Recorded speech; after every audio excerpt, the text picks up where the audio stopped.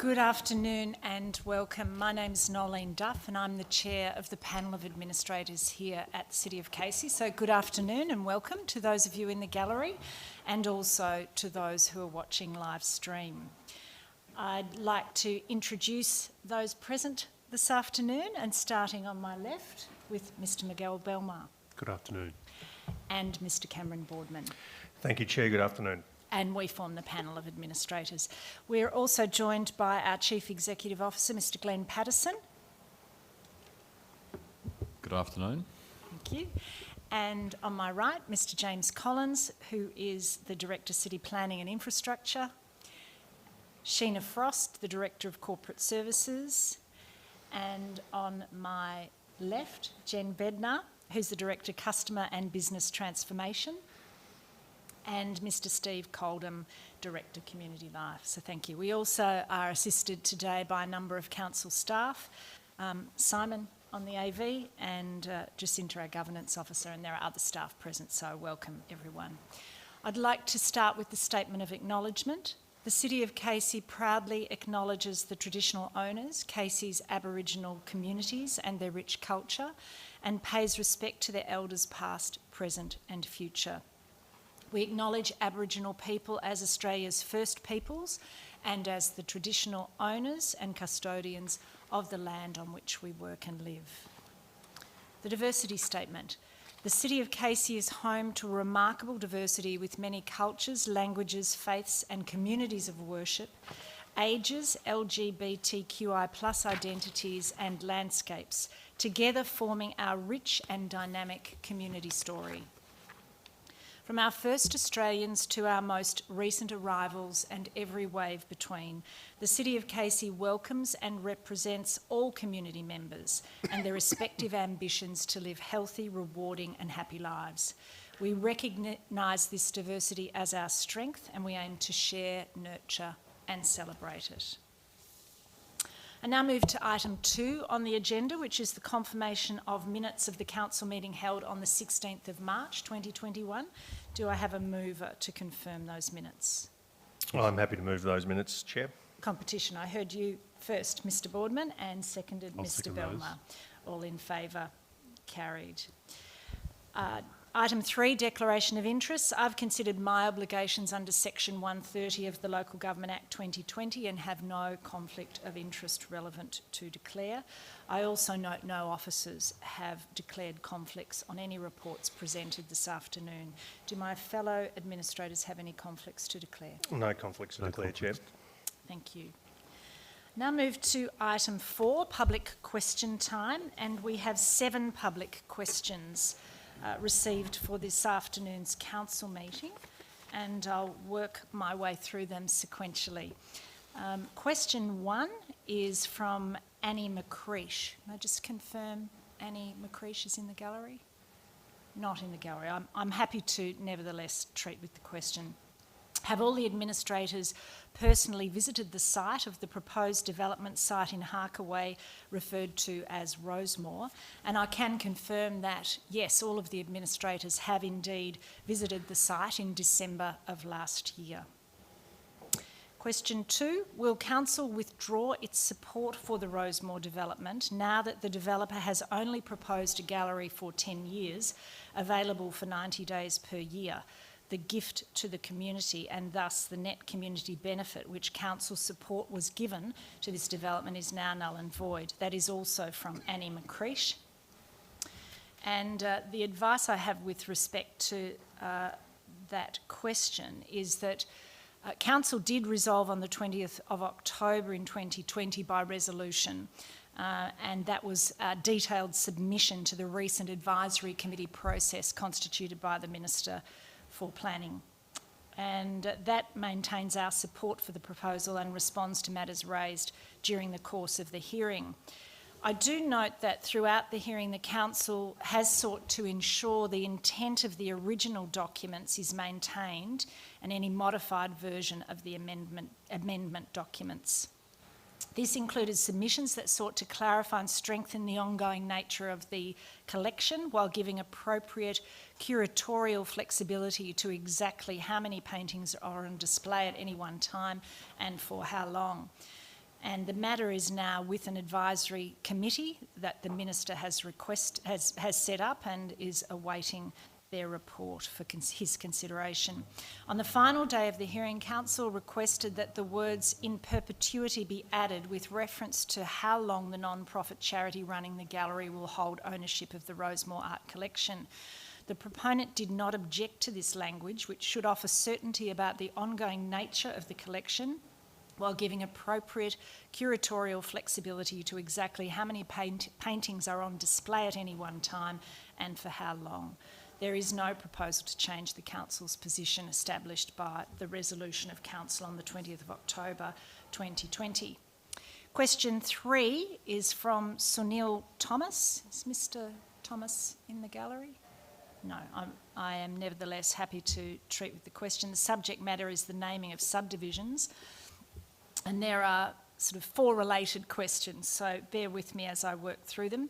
I'd like to know who names the above parts of roads, how can a citizen participate in the naming process, could it be wonderful to have the name suggestions online with a nominal fee of $10, is it possible to suggest the subdivision land to be published online and the names to be suggested by the public with a nominal fee? Thank you for the question and the interest in the development of new estates, which is obviously a daily feature of this municipality. And whilst the developer is responsible for proposing names, council officers approve these for use. Certainly, council would welcome any suggestions from the community to be sent through to council officers that can be put into part of the mix in determining such names. However, we're not in a position to establish an online presence of this function at this time. This is partly due to the complexity of the process and the requirement for compliance against the state government naming rules and regulations. I am advised that Mr. Thomas is in liaison with council officers, and I encourage him to keep continuing that dialogue. Question 4, and there's a question 5 which are related, both from Christian Mitchell. Is Christian Mitchell in the gallery? No? I'm happy to deal with the question. Question 4 is speeding and dangerous driving in Kershaw Drive is constant and endemic. Rather than using remote methods which have not resulted in action, will an officer come and observe personally, as it is only a matter of time before a serious accident? And question 5, also from Mr. Mitchell, why did council resolve to take no action in regards to traffic calming methods along Kershaw Drive, Narre Warren South? So, council is aware of several complaints regarding traffic speeds on Kershaw Drive, Narre Warren South. Council manages a local traffic management program to prioritise the installation of traffic calming devices. This program has annual funding for the installation of traffic calming devices in roads throughout the municipality. The local traffic management program assesses and prioritises roads on the need for traffic calming measures based on a range of issues: traffic speeds, volumes, peak traffic volumes, truck volumes, injury accidents, road geometry and proximity to school, shops and playgrounds. Traffic surveys accurately measure vehicle speeds and volumes of all vehicles recorded travelling over the counter tubes for the period of installation within the street. A traffic survey was undertaken mid-block in Kershaw Drive in February 2020. The survey data collected data for 24 hours a day for 7 days to capture typical traffic conditions within the street. The survey data indicated vehicle speeds are slightly higher than desirable, with an 85th percentile speed of 55.2 kilometres per hour. However, considering all measures under the local traffic management assessment process, Kershaw Drive is not currently sitting as a high priority site for additional traffic calming treatments. A copy of the survey data was forwarded to Casey Highway Patrol to assist with speed enforcement. Question 6 is from Rex Flannery, and I believe Mr. Flannery, thank you for the question, and Mr. Flannery is in the gallery. Question 6, since the removal of councillors in 2020, will council do a planning review of why councillors voted to pass a permit to build a high-density Syrian church in a low-density residential estate on Pound Road, Bartok Court, Narre Warren South? And question 7 is from Desmond Yap, who's also in the gallery. With the dismissal of councillors in 2020 and ongoing IBAC investigations relating to town planning issues in Casey by the then councillors, will there be a planning review as to why a permit was issued to build a high-density church in a low-density area? I'm advised that the permit in question that relates to both question 6 and question 7 from Mr Flannery and Mr Yap. Permit in question was issued by Council at the Planning Committee held on the 14th of August 2018. Council has not reviewed the issuing of this permit. If there is any concern about the nature or consideration of that permit, then that can be reported to Council's Public Interest Disclosure Coordinator, who will make an assessment under the Public Interest Disclosures Act 2012. At Council, the Manager of Governance is that person. So if there are any concerns about the issuing of that permit, they can be raised in that way. Thank you, and that concludes our questions, public questions this afternoon. We'll move to item 5, officer reports. And the first report this afternoon is item 5.1, which is public submissions on the Cranbourne Community Hospital. The purpose of this report is to consider submissions received during the public exhibition period of the proposed land sale of part of 65 Berwick Cranbourne Road, Cranbourne East. And in response to that public submission process, we had 8 submissions who initially elected to present, and you can see there are 38 submissions received, but 8 indicated they wished to present to their submissions, and we've had 3 people confirm their wish to present to Council this afternoon. And so I'll be asking each of those people to come up to the front table. I think the microphone is on. If it's not green, press it, and I'll give each of you 5 minutes to present your submissions.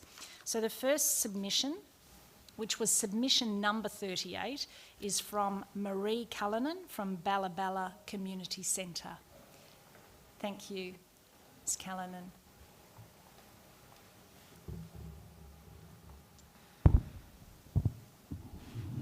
Thank you. My name's Marie Cullinan and I'm manager of Balla Balla Community Centre. I've been lucky to be in this role for 14 years, working in the city of Casey, watching it grow. What I've been really proud of is how the city of Casey has worked with its community to provide infrastructure in a way that supports its community. One thing that I believe is a great strength, and the city of Casey stands out in relation to other LGAs, is the fact of the way it plans its infrastructure. It's meant taking risks. We look at Casey Fields, we look at Balla Balla Community Centre. These were things that council took great risks and even had community opposition to making those happen. I think council, when they were planning, didn't consolidate and condense infrastructure in a growing community that is expanding every single day. The infrastructure is expanded out into the community. Balla Balla Community Centre has been operating for 14 years and is in my opinion, a great community facility. I'm not only advocating for Balla Balla Community Centre, but I'm advocating for our community, and I'm passionate about our community, and they're passionate about what we do with them. Planning for the hospital should take into account how the facility can grow and adapt to the changing needs of the community. There should be room for this to happen. As I said, concentrating everything in one site is not always the right option. The site known as 65 Berwick Cranbourne Road would not allow for this to happen. The hospital would put even more pressure on the road and parking situation in the Cranbourne East area. Feedback directly from our community has indicated that they are already struggling, and the impact of having this additional stress on their families and their mental health due to the increase in traffic congestion in this area is negligent and is not fair. These people are already travelling for an hour within the local community to get to their workplace. By putting this hospital in that location, you are adding to their stress.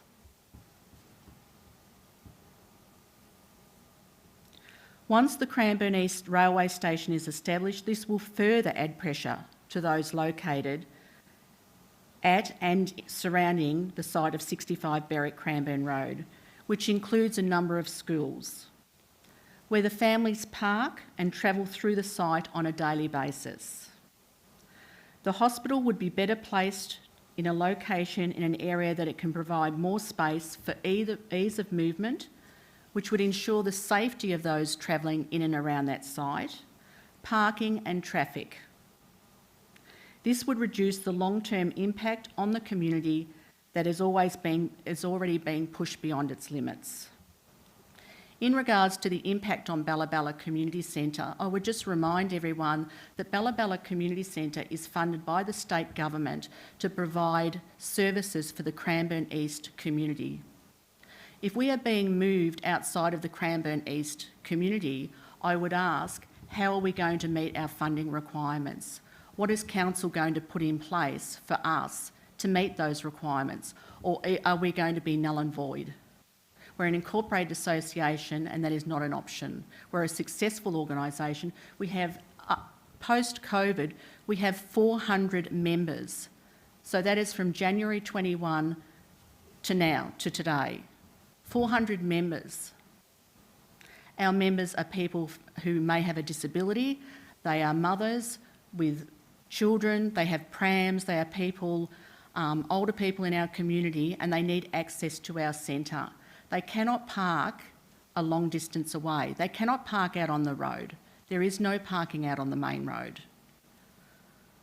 I really would like you to consider whether this is the right site. If you continue to condense into the site of 65 Berwick Cranbourne Road, it may not show up today, but I can guarantee you in 10 years' time, this will be known to be one of the worst decisions the City of Casey has made. Thank you.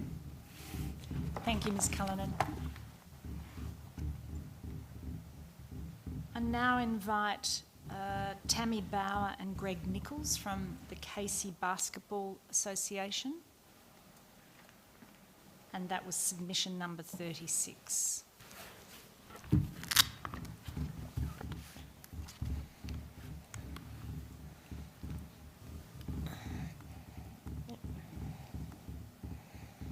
Thank you. Thank you for having us here today.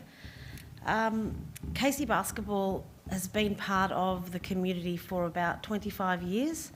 We have come a long way from our membership base being in the hundreds. We now have 7,500 members. They're playing members, so people that visit our stadium could be not just the players but also their spouses, their parents, their siblings, their extended family. So on a weekly basis you could see up to 20,000 people coming through those doors. Our problem, again, similar to Balla Centre, is the access to the facility. We have a lot of, as you can probably see up on the board there, I've coloured it in yellow where the parking is. Some of it is sealed, some of it is not. And where all that area is currently used for either sealed parking or overflow parking. And on any given day that could be full. Even on certain days, the grass area just above that shading is also utilised, but in winter that actually becomes very muddy and unusable. So our real concern is that when the hospital, if the hospital comes on board in that space where it's indicated on that map, we will have not just trucks and that coming through that parking lot area, we'll actually lose that space for the future when the hospital is there. The other concern is also that when the hospital does come on board, if it comes on board, the parking that they have, is that going to be free parking or is that going to be paid parking? Does it mean that now, if it is paid parking like other local hospitals, will those people that want to go to the hospital come and park currently where our patrons are already parking? That would make that overflow even worse. We share the facility with Netball, Casey Netball, and I know they put something through also, but they have the same problem. Every night of the week, you could go there and see those car parks full. So we have a real concern that if the hospital is on this site, the parking is already difficult. It's going to become unbearable, and there could be point that people don't want to come to our facility to play sport and to get healthy because they literally can't park there. Would you like to add anything, Greg? Yeah, just like, so, thank you. Like for our big V games that we have on a Saturday night, we can get patrons up to about 700-800 people to a game on Saturday night. So if those people have to park away from the stadium, finish late on a Saturday night, getting back to their cars, and that safety, we've got concerns around safety for the community, especially with the development of the station and other facilities that are planned. We've got concerns around that as well. Also, just on the plans and with the boundaries, it's unclear through that on the boundaries how close they're going to be to the stadium, because there's emergency fire exits on that side of the building, how all that's going to come in place. So we're not sure there with the lines what they actually What they are. What they are. We couldn't understand that through the photos there, the drawings there. But we'd like you to consider those things when you are making the decision to sell the land, and we agree with manager from Bella Bella Centre that if another location is available, this is already a very packed area. So, you know, with the race, with the two schools behind us, we have the factory, there's so many things in that space already that adding something as busy as a hospital would really impact on the infrastructure of the area. And we're still growing, sorry. And we're still growing, we're getting more and more people come, so that is a major concern for us. Thank you. Okay, thank you. Thank you very much for your submission.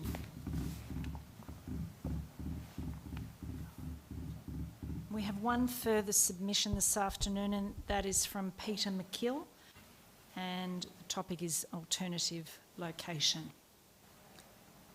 Thank you, Mr McKill. Good afternoon. Good afternoon. You have 5 minutes. I don't normally say good with things, but I thought I'd better do a bit of formality. I'm a ratepayer. I've been for 50 years. And what I see here is somebody hasn't learnt from the bad practices in planning in the past. When it was a shire, we had an area set aside. It was on the plans. Future hospital on the edge of town. To put a hospital in here is a folly. You've got Vic Roads are going to be doing up Cameron Street, which I actually know is a Narre-Warren stock route, as it was originally called. They're going to be forcing the trucks down there. I drive trucks. I go through that particular area 2-3 times a week. It takes me forever through bad planning. Nobody put the infrastructures in. Looking at this site here, all we're doing is doing what they did in the CBD in Melbourne. Cram everything in, it'll be right. And as the lady said before, 10 years down the track, we're in more poo than a Werribee duck, because all you're doing is adding to a problem that isn't being addressed, and I can't see it being addressed. We've got an area in Cranbourne West that was on Evans Road as an example. That was the area set aside for a hospital. It has good access to the freeway. It has good access to Frankston Hospital. If need be, where you've proposed to put the thing, it's got no good access to anywhere because it's so crowded all the time. At present, we have 2 to 3 major collisions down there. I won't call them accidents because they're not. Every week. Once again, through bad planning, and you can't change the nature of people driving.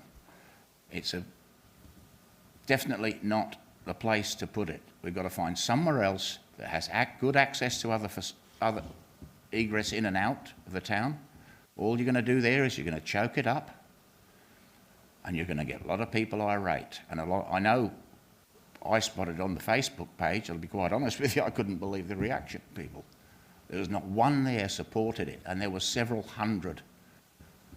And these are people that live in Cranbourne East. I live in Cranbourne, in the old town. And we've seen it happen all the time. You want to cram shit in, and it doesn't work. And as I've said, there's going to be stress. The people of Balla, where are they going to go? You're going to shunt them off somewhere out the back blocks? I mean, that's the way it appears, because you look like you're going to knock the whole place down. And that place was bought for the benefit of the people of Cranbourne, not to be sold off to the state government. We've got to keep it out of there.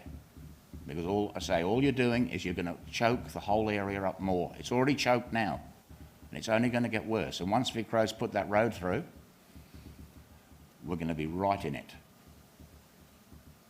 The trucks destroyed the main street. Now they're going to go down there on a purpose-built road, and you're going to put a hospital beside it. And those things run 24 hours a day, 7 days a week. And there's a lot of noise going to be going through into any hospital that's put there. It's going to be noisy enough as it is. I honestly don't think anybody's been down and looked at the site, have they? I mean, gone down there for a couple of days to see what goes on around the area? That's the way it appears to me. All of a sudden we see this thing, boom. No thought at all. You're trying to ruin our town. And that's the way I see it. Thank you. Thank you, Mr McKill. Thank you for all of the submissions that have been presented this afternoon, and I have a recommendation with respect to this item, and I'm looking for a mover.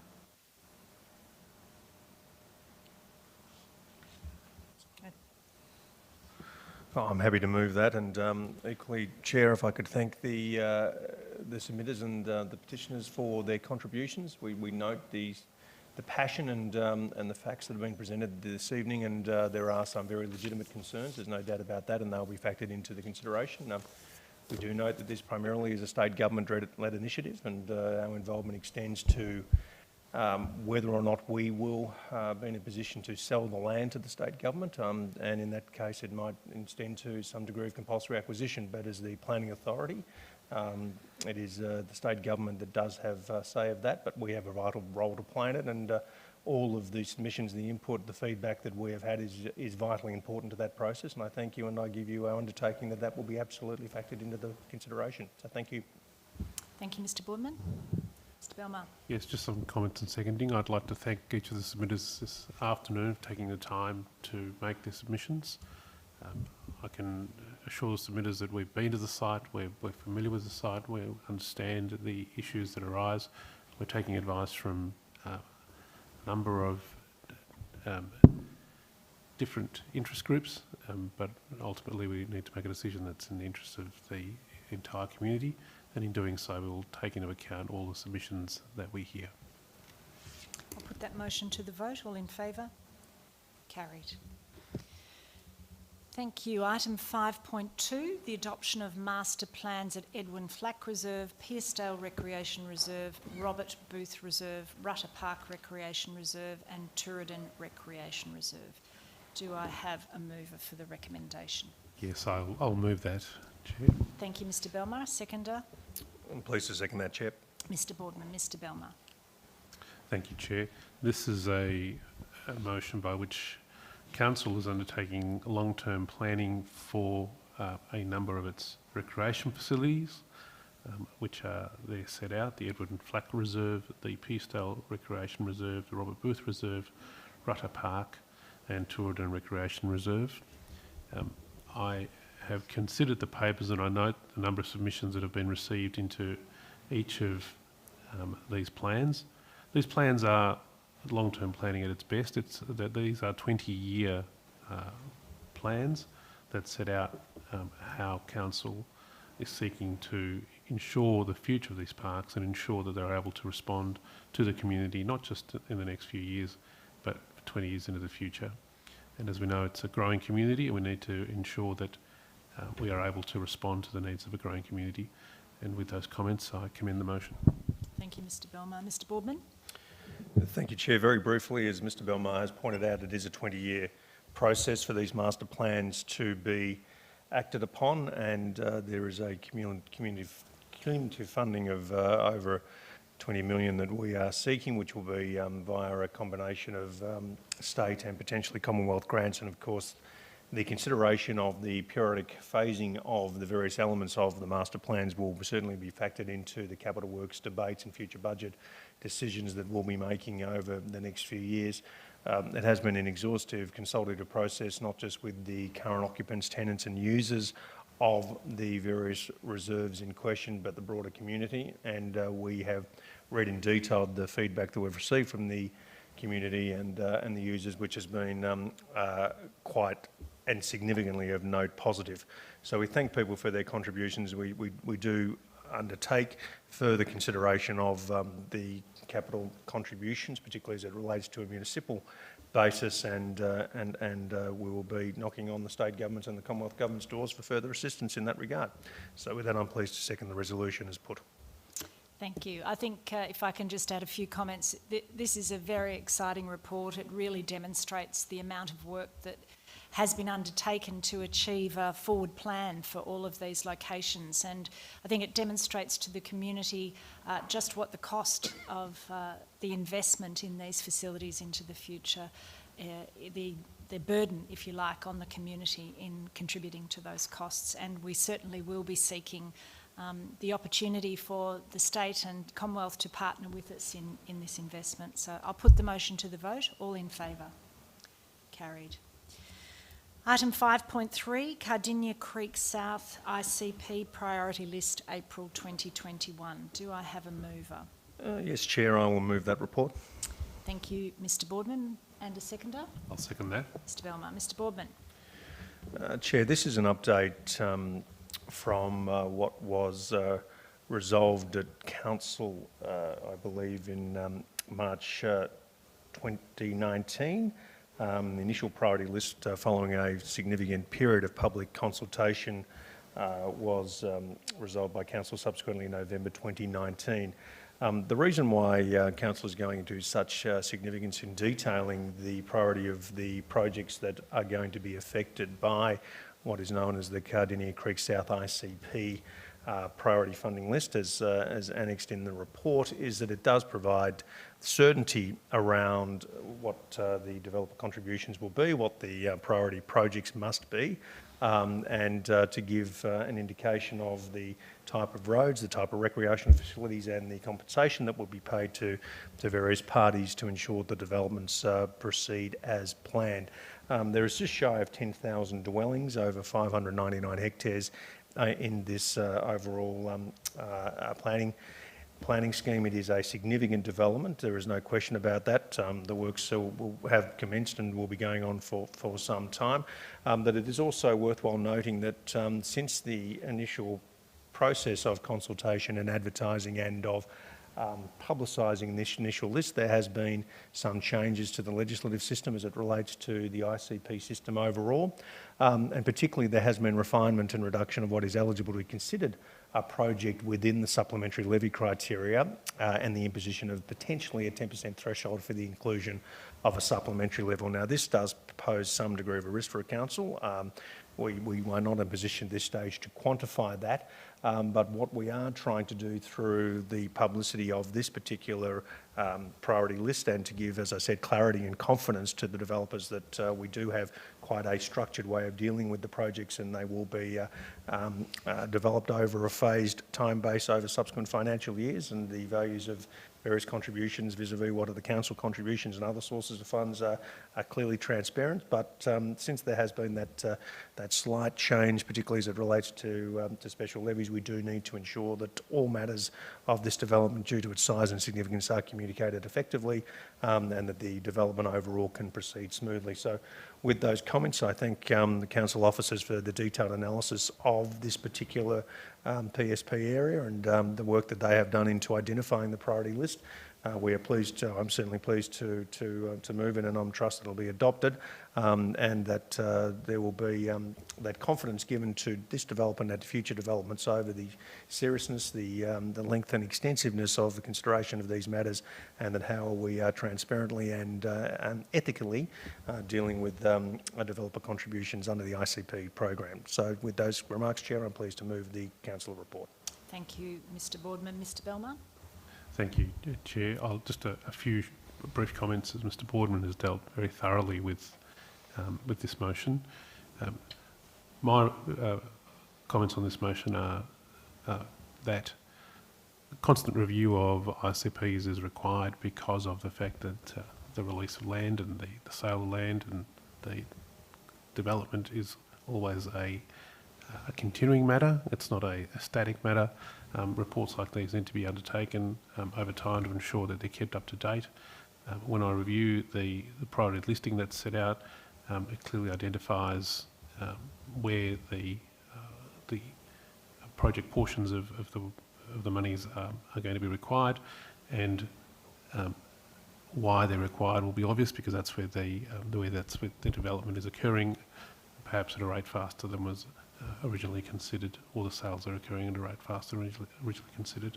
And for those reasons, it is appropriate that, as Mr. Borden's reflected, that with the work of council officers advising us and keeping us up to date, that a motion such as this is introduced and adopted tonight. And with those comments, I second the motion. Thank you, Mr. Belmar. I'll put the motion to the vote. All in favour?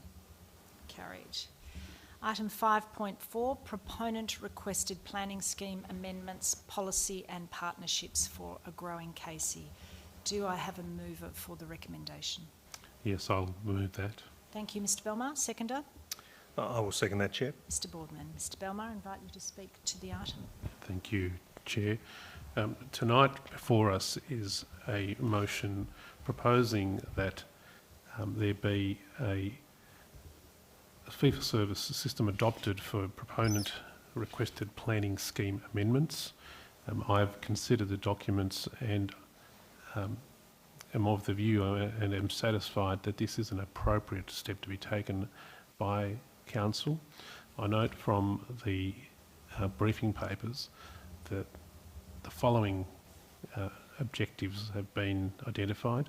Firstly, to ensure that Council can meet its obligations to resource strategic planning activities that respond to the highest community priorities, the Council planned legislative requirements and reform of the Casey planning scheme. Secondly, to enable Council to partner with industry to facilitate proponent requested planning scheme amendments that are well considered and prepared, of the high strategic merit, are fully proponent funded for direct costs and demonstrate net community benefit. And thirdly, to provide for full cost recovery model through a trial expansion of the Partnerships for a Growing Casey program for proponent requested planning scheme amendments, which includes staff resourcing costs. It's important that councils such as Casey are able to meet not only their statutory planning functions, but are also able to meet their strategic planning functions in circumstances where, as a matter of resourcing priorities, they may not always have the ability to properly resource such applications. Tonight's motion identifies that there is an avenue to do that, and that is that there be the facility, the opportunity for members of the community that want to bring planning scheme amendments to Council to partner with Council to ensure that through resourcing, through proper resourcing, that that their planning scheme amendments can be considered. The policy that's attached to the papers tonight steps through how the process is intended to work. I've considered that policy and am also satisfied that the purpose and intent of the policy will be able to be achieved through the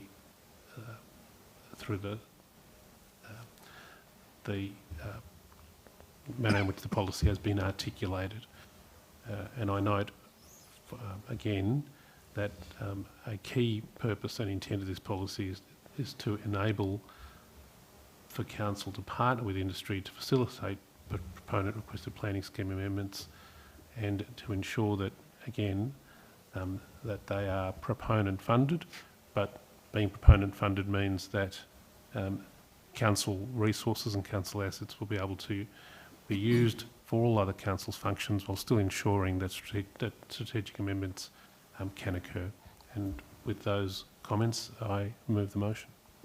Thank you, Mr. Belmar. Mr. Boardman. Thank you, Chair. Echoing Mr. Belmar's comments. The policy is designed to give clarity or further clarity to the developer community on what stipulates a very transparent process on any application or proposal, which is what we are calling proponent-led, i.e. developer-led, or not necessarily developer-led, and it extends to all advocated proposals to council, but to providing a very clear and transparent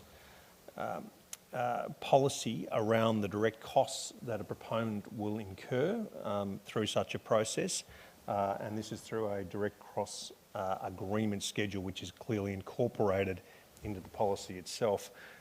Later on in the meeting, Chair, we will be talking about under item 5.7, the endorsed document review, which is part of our ongoing efficacy review of policies and other aspects of council administration. But this particular policy that we are adopting tonight, or discussing tonight I should say, is one about providing further clarification and not through increasing bureaucratic administration or other aspects. It is about clearly setting the rules of engagement between council and proponents of planning applications around these type of activities, what the cost, what the process, what other matters are, and doing it in a way which engages the developer and other communities in a very proactive and forthright manner to ensure both roles and responsibilities are equally acknowledged and clear. So Mr Belmar has articulated the process and the history. It is a very proactive and positive initiative of the organisation, and one which we are very confident will reap mutual benefits for the municipality as a whole. So I'm very pleased to second the resolution as put. Thank you, Mr Boardman. I'll put that motion to the vote. All in favour? Carried unanimously. Moving to the next item, item 5.5, proposed lease of land 1B of 369 Casey Fields Boulevard, Cranbourne East. Do I have a mover for the recommendation? Yes, I will move that, Chair. Thank you. Mr Boardman? I'll second that. Thank you, Mr Belmar. Mr Boardman? There's a very straightforward report approving the commencement of a statutory process under the 1989 LGA for a lease of land at 1B 369 Casey Fields Boulevard in Cranbourne East to Optus for potential erection of a 4 and 5G telecommunications tower on a 20-year term at rent of $20,000 per year with a potential 3% increase per annum with a 10-year market review of the facility. It's a statutory process under section 223 of the Act that will require advertising. Any submissions that we receive under that particular process will be considered by us at a future meeting time and date, and they'll be arranged by the CEO. If there's any further reports on the completion of the processes once the period has commenced, of course, they will be handled consistent with section 223 of the Act. All of the details in the report have been publicly communicated, and the map of the site, which clearly shows that there'll be no interruption into any of the usages, the tenants or other facilities at Casey Fields, and for that I am pleased to move the recommendation as put. Thank you, Mr Boardman. Mr Belmar, would you like to speak to the item? Yeah, yes, very briefly.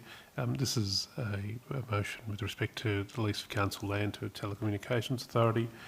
It's an appropriate use of a council asset. I note that it's intended to be on a playing field or adjacent to a playing field. It's been identified by the proponent that there is a need for this asset to be identified in that part of the City of Casey, and I also note that there will be a long-term benefit both to the City of Casey for the income it will generate from the lease, but also a benefit in the long term to the community from the improved telecommunications offering that they will be able to enjoy over the years. And with those comments, I second the motion. Thank you. I'll put that motion to the vote. All in favour? Carried. Item 5.6 is a planning application at 1 to 3 Hillsmead Drive, Narre Warren South, and there is a recommendation. Do I have a mover? Yes, I'll move that. Thank you, Mr Belmar. Seconder? Yes, seconded, Chair. Thank you, Mr Boardman. Mr Belmar. Thank you, Chair. This is an application that's come to us. It's an application to subdivide the subject land into a two-lot subdivision. I note that a number of objections, 21 objections, have been received by Council. The officer's report in the Council papers sets out a summary of the objections, which I have considered. I note that the objections relate to traffic, they relate to not setting a good precedent for the area, they relate to issues relating to tree removal, and they also relate to a previous VCAT decision. I note that each of the matters that has been considered or that has been raised as an objection has been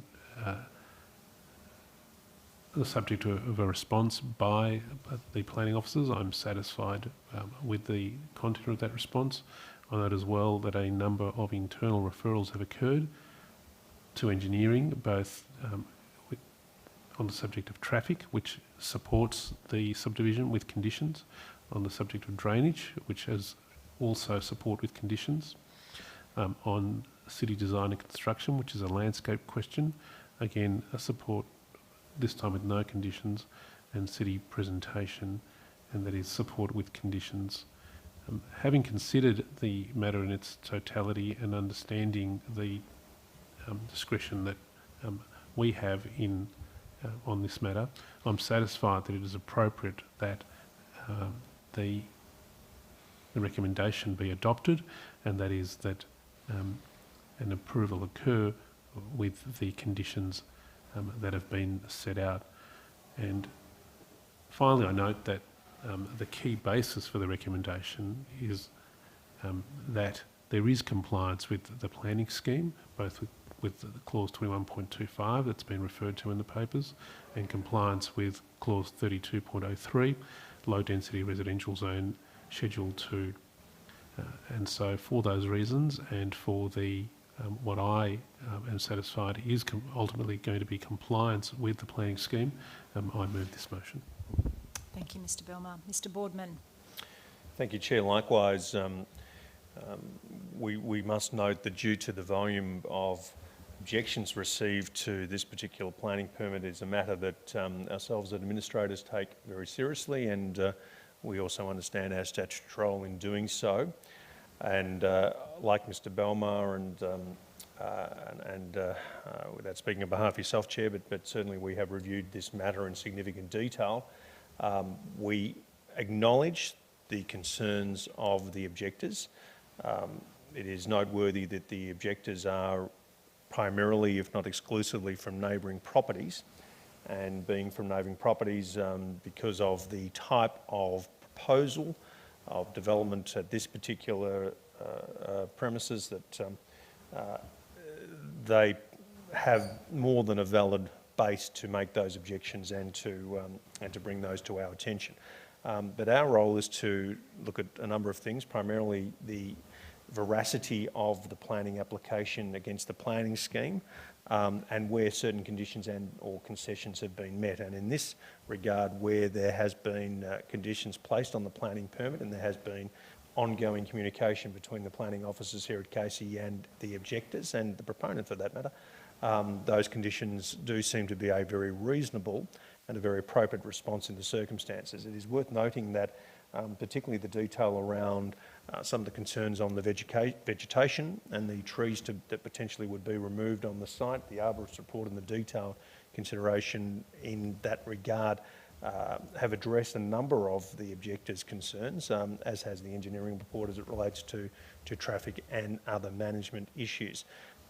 I, like Mr Belmar, do not have any reason under all of the circumstances and information that's been provided to me to overturn the recommendation of council officers. I think this process has been thorough, it has been responsive, and it has been respective of all of those concerns raised, and in considering that information and exercising my statutory role, I agree, like Mr Belmar, to the recommendation that with conditions the planning permit is granted, and for those reasons I second the recommendation.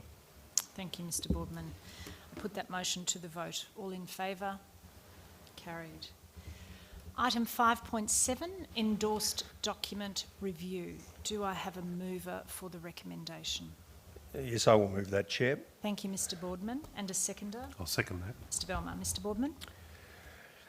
Chair, this is a very extensive report of almost, in fact, in excess of 200 pages, but it is actually very straightforward because we are doing three things with this report, something again which I referenced early in the meeting around improving the transparency, the accountability and the efficacy of council administration.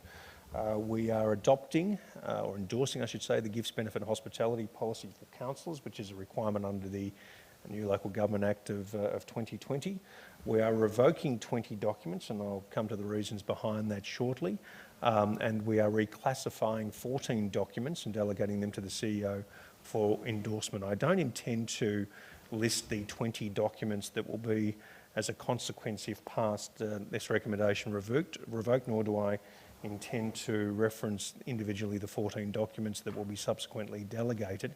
But I do need to make some points in regards to why we are doing this. There are a number of reports and policies in the 20 which have effectively ended their life cycle.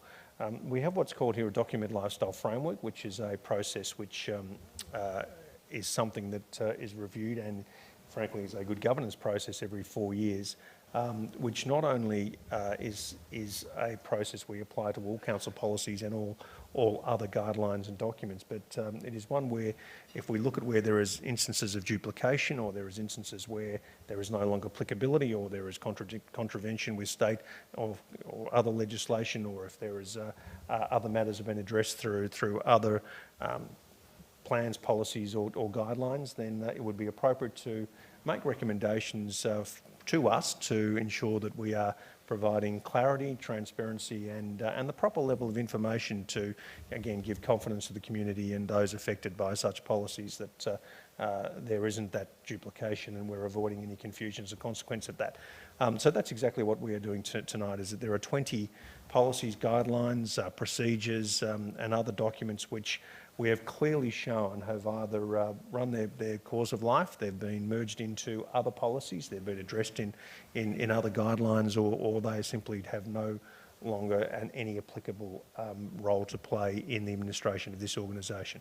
And for that reason, if this resolution is passed tonight, they will be removed from the council's website, effective of the 21st of April, of course being tomorrow. The reclassification, again, follows on from those matters that I have remarked upon, is that they will continue to be operational. They will remain on the council's website, but we are endorsing the Chief Executive Officer to review their efficacy. There are a number of those matters, particularly as they relate to dealing of overpayments of rates and the rate payment and financial hardship policy that ourselves as administrators have made specific determinations on. But the CEO, under this resolution, will be further considering these matters, will be advising us to any future aspects that need to be dealt with, and we will consider those recommendations on a timely and an appropriate basis. So whilst it is a very comprehensive report, it is relatively straightforward insofar as its application, one that we have reviewed considerably and in detail, and considering the volume of information and the volume of individual policies, guidelines and procedures that are contained with this report, that we are satisfied, or certainly I am satisfied, that this is an appropriate process, and for those reasons and with those comments, Chair, I endorse the recommendation of 5.7 contained in the Council Officer's report. Thank you, Mr Boardman. Mr Belmar. Thank you, Chair. Like Mr Boardman, I'm satisfied that it's appropriate that this motion be adopted. I want to speak in particular about the gifts, benefits and hospitality policy for councillors that we are adopting tonight. I note that in the continual improvement of a council, it's not only important to ensure that policies that are no longer relevant or are dealt with by other pieces of legislation, that they no longer appear on council records, but it is absolutely vital that we update policies that must continue in our records, and the gifts policy is one of those. I note that it continues the theme that, upon which myself and I know my fellow administrators have embarked on, and that is one, to ensure that there is absolute transparency in the way that we conduct ourselves, and this policy confirms that. It confirms the commitment we have to best practice, good decision making, transparency and good governance, and I am, having considered that policy, I'm satisfied that this policy should be adopted, and likewise I am satisfied that the other policies referred to in the document tonight, that some of them there's a number of them that are no longer applicable, and there are others that it is appropriate for the CEO to continue to oversee. And with those comments, I second the motion. Thank you, Mr Belmar. I too support the motion, and in particular note that it places the decision-making responsibility at the appropriate level. I think a number of the documents that we are effectively revoking are not appropriately considered by council, and the matters that we are reallocating for chief executive decision making are appropriately decided at that level in the organisation. So I do appreciate, as you've both highlighted, the amount of work involved in reviewing this many documents and this many pages, and I'll put the motion to the vote. All in favour? Carried unanimously. There's one last item this afternoon, and that is item 5.8, which is the Community Local Law 2018, and we have a recommendation. Do I have a mover? Yes, I'll move that. Thank you, Mr Belmar. And a seconder? I'll second the report. Mr Boardman. Mr Belmar. Thank you, Chair. I'll just read the recommendation on this occasion. The recommendation is as follows. The Council gives notice in the Government Gazette, public notice and notice to the Minister that the purported amendment to the local law made by resolution on 7 November 2019 was of no effect due to procedural errors. And secondly, that Council commences the process to enact a new local law. In reading the report, I note the following advice. An internal issues management meeting of relevant teams and members of the leadership team have been held during March 2021. They considered advice, and the following actions have been proposed, and we're adopting those. The following issues have arisen. Any actions relating to the enforcement of the dilapidated buildings clause 17A will cease. This clause has not been utilised since 1 January 2020. Council will continue to administer and enforce the local law as originally enacted in 2018. Council assumes that all actions taken under the local law have at all relevant times have been done under the version of the local law that was in force since 2018. To remove doubt in the process that occurred in 2019, Council should enact, and the recommendation confirms this, a new local law. Council will give notice to that the purported amendment to the local law was of no effect. This notice will be provided through the Government Gazette notice, public notice and a notice to the Minister. And finally, to meet the requirements of Section 120 of the Local Government Act 1989, a copy of the 2018 local law will be available upon request and will be published on Council's website. And with those comments, I move the motion. Thank you, Mr Belmar. Mr Boardman. Thank you, Chair. I fully endorse the comments from Mr Belmar, and I have nothing further to add. Thank you. I'll put the motion to the vote. All in favour? Carried. Thank you. That concludes the officer reports this afternoon. Item 6, consideration of reports of committees. There are none. Oh yes, there is a record of discussion, and we simply note that record of discussion. Item 7 is petitions, and there are no petitions this afternoon. Item 8, urgent business. There are no items of urgent business. And so that gives me one final duty, and that's to formally close the meeting this afternoon and to thank those of you in the gallery who've attended and those who've listened live stream. Good afternoon.